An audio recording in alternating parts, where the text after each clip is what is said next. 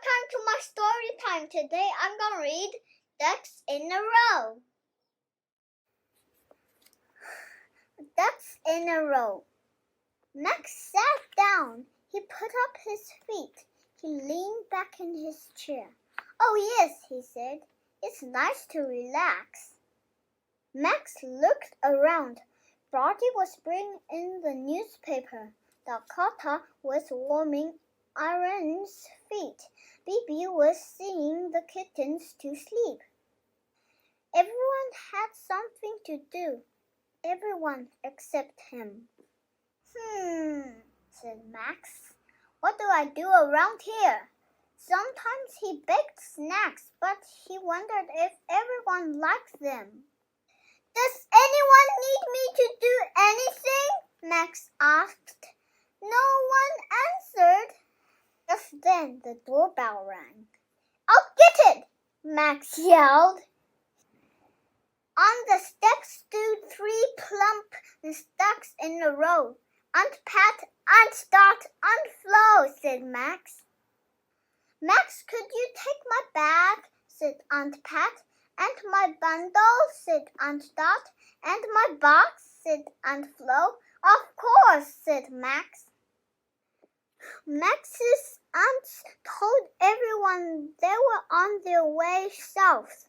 They had stopped to visit until the first snowfall. The aunts sat down on the couch. Max, could you make some tea? Said Aunt Pat. Toast, said Aunt Dot. And jam, said Aunt Flo. Max sat to work. It felt good to be needed. Lucky for Max, the aunts needed him quite a bit. They needed him to bring their books and find their glasses. They needed him to turn on their lamps. They needed him to run their baths, to fluff their pillows, and to close their curtains. By the end of the day, Max was a little tired, but it still felt good to be needed. The next morning started early. Max, could you open this jar? Said Aunt Pat. And untangle this yarn? Said Aunt Dot. And fix this toaster? Said Aunt Flo.